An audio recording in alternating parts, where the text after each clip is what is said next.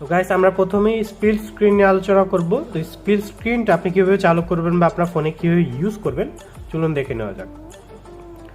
আমাদের প্রথমে এখান থেকে যে কোনো একটি অ্যাপ সিলেক্ট করে নিতে হবে। যেমন ধরেন আমি ফেসবুকটা সিলেক্ট করলাম এবং ইউটিউবটা সিলেক্ট করলাম, এই দুইটা অ্যাপস আমি সিলেক্ট করলাম। তো এখানে আমার কি করতে হবে, এখানে রিসেন্ট মেনু বারে ক্লিক করতে হবে। এখানে ক্লিক করার পরে এখানে এরকম একটা ইন্টারফেস আসবে, যেটা হচ্ছে আপনি এখান থেকে আমি অ্যাপ আইকনে ট্যাপ করব।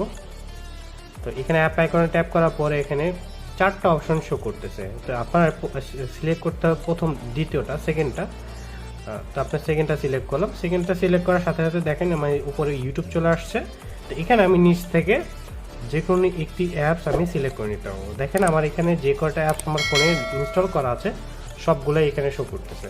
তো আমি এখান থেকে ধরেন ফেসবুকটা চালাবো, এই যে ফেসবুক। তো এইভাবে আমরা মাল্টিটাস্কিং বা স্প্লিট স্ক্রিনটা চালু করতে পারবো, মাল্টিপল অ্যাপ ইউজ করতে পারবো। অনেকের ফেসবুক অ্যাকাউন্ট দেখা যায় দুইটা থাকে। তো সেই ক্ষেত্রে আপনি কি করতে পারেন, সেক্ষেত্রে আপনি যেমন ধরেন আমি এখানে উপরে একটা ফেসবুক নিলাম, নিচে একটা ফেসবুক নিলাম। তো এখানে যেহেতু আমাদের ফোনে ডুয়াল মেসেঞ্জারের ফিচারটি রয়েছে, সেটা আমি ধাপে ধাপে দেখিয়ে দেবো, নেক্সট ধাপে পাবেন এটা।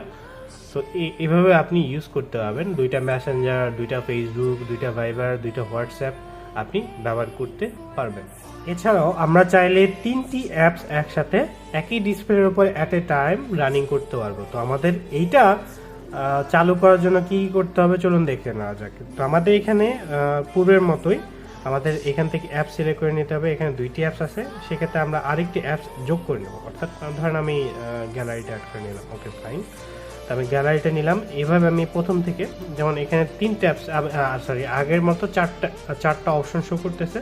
তো আমি এখান থেকে থার্ড যে অপশনটা আছে, open in pop up view, এইটা সিলেক্ট করব।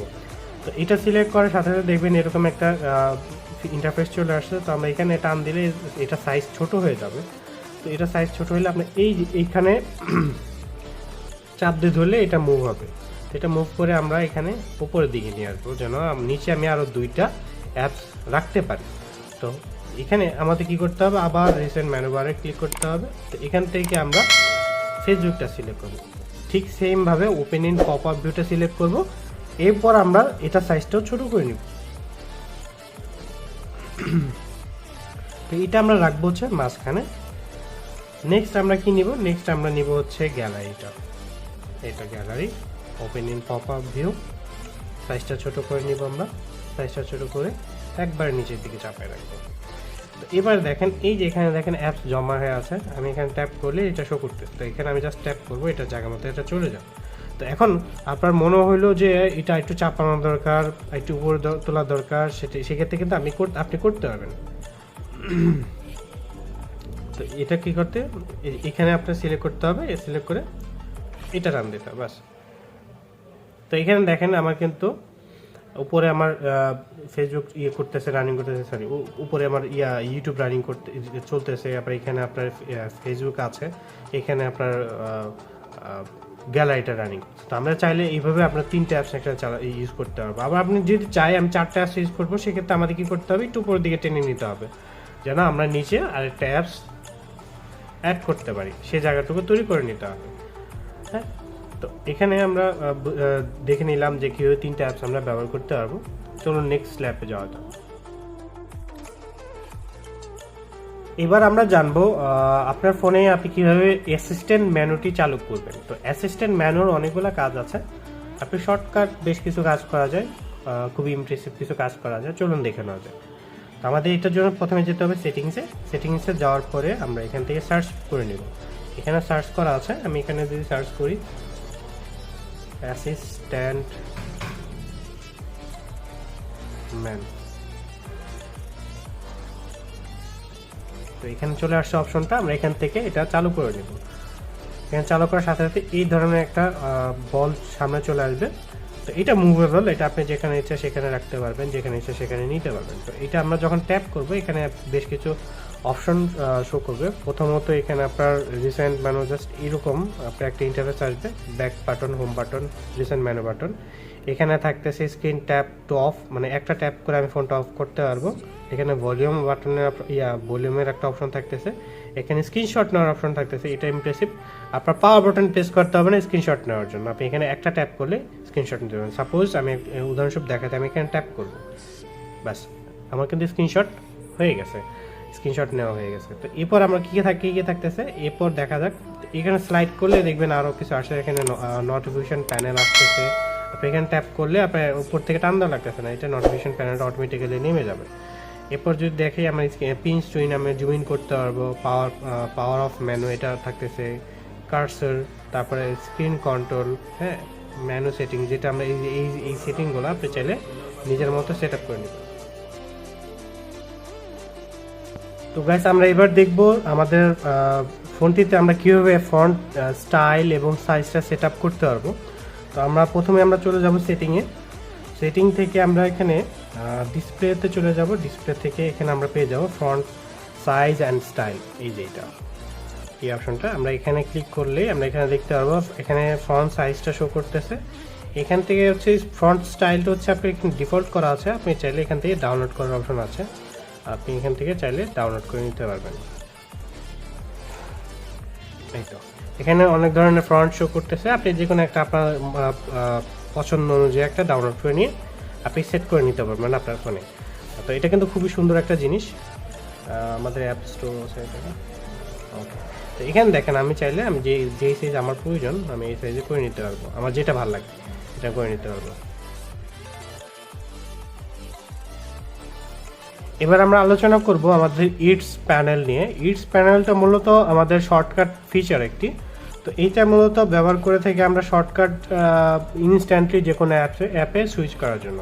তো আমার ফোনে দেখেন আমি সাপোজ মনে করেন যে আমি এখানে গ্যালারিতে আছি, তো এখান থেকে আমি যদি অন্য কোনো অ্যাপসে সুইচ করতে চাই, এখানে দেখেন এই কর্নারে দেখেন একটু বাড়তি দেওয়া আছে, আমি এটা মানে সোয়াইপ করলে এখানে আরও অ্যাপসগুলো শো করতেছে, রিসেন্ট যে অ্যাপসগুলো আমি ব্রাউজ করছি এগুলো কিন্তু শো করতেছে। তো আমি ধরেন আমি ইউটিউবে চলে যাবো, আমি ইউটিউবে ক্লিক করলে আমার কিন্তু ইউটিউবে এটা চলে যাচ্ছে। এই দেখেন ইউটিউবে চলে আসছি আমরা, ঠিক আছে, আমরা ইউটিউবে চলে আসছি। গাইস আমরা এবার দেখব আমাদের ফোনটিতে আমরা কীভাবে আমাদের প্রয়োজনীয় অ্যাপসগুলো হাইড করে রাখতে পারি। তো এই অ্যাপস হাইড অপশনটি আমরা খুঁজতে হলে আমাদের যেতে হবে সেটিং অপশনে। সেটিং অপশনে যাওয়ার পরে আমাদের এখান থেকে হোম স্ক্রিন অপশনটা সিলেক্ট করতে হবে। তো এটা সিলেক্ট করার পর আপনি একটু নিচের দিকে সোয়াইপ টান দিলে দেখতে পারবেন যে এখানে আমাদের হাইড অ্যাপস নামে একটা অপশন থাকতেছে। তো আমি যদি এখানে ট্যাপ করি, এখানে ট্যাপ করলে আমার এখানে অ্যাপ দেখাচ্ছে। রিসেন্টলি আমি এটা হাইড করেছিলাম। সাপোজ মনে করেন যে আমি এখানে দুইটা ফেসবুক অ্যাকাউন্ট ইউজ করি বা অ্যাপ ইউজ করি, তো আমি চাইতেছি যে আমি সেকেন্ড যে অ্যাপটা ইউজ করি এটা যেন কেউ না জানে। তো আমি এখানে সেকেন্ড অ্যাপটা আমি এখানে হাইড করে রাখতেছি। ওকে, ডান। এবার আমি ডানে ক্লিক করি। এবার দেখেন আমার কিন্তু এখানে ফেসবুক অ্যাপ একটা শো করতেছে, আরেকটা কিন্তু শো করতেছে। তো এভাবে আপনি চাইলে আপনার অ্যাপসটা, আপনার প্রয়োজনীয় অ্যাপসগুলো আপনি হাইড করে রাখতে পারবেন। অ্যানি অ্যাপস, আপনি যে অ্যাপস আপনি অ্যাপ স্টোর থেকে নামাবেন বা প্লে স্টোর থেকে নামাবেন, আপনি যে কোনো অ্যাপস আপনি এখান থেকে চাইলে হাইড করে রাখতে পারবেন। তো গাইস আমরা এবার দেখবো আপনি আপনার ফোনে কীভাবে আপনার ক্লক স্টাইল চেঞ্জ করতে পারেন। তো এটার জন্য আপনাকে প্রথমে সেটিংয়ে চলে যেতে হবে। এখান থেকে চলে যেতে হবে লক স্ক্রিনে চলে যেতে হবে। লক স্ক্রিনে যাওয়ার পরে আপনি এখানে ক্লক স্টাইল, এখানে যাওয়ার পরে আপনার যেটা ভালো লাগে, যে ধরনের আপনার পছন্দ, যেমন আমি যদি এটা সিলেক্ট করি বা এটা সিলেক্ট করি, সাপোজ এটা সিলেক্ট করছি, বাস ডান করে দিলাম। আপনি চাইলে কিন্তু আপনি লেখাগুলোর কালারটাও চেঞ্জ করতে পারেন। সাপোজ মনে করেন আপনি এটা এখান থেকে আমি যদি কালার সিলেক্ট করি, এই কালারটা চেঞ্জ হচ্ছে। আমি যদি ডান দিই, এবার দেখেন এই দেখেন চেঞ্জ হচ্ছে। এইভাবে আপনি চাইলে আপনার যে কালার পছন্দ আপনি চাইলে ওই কালারে কনভার্ট করে নিতে পারবেন।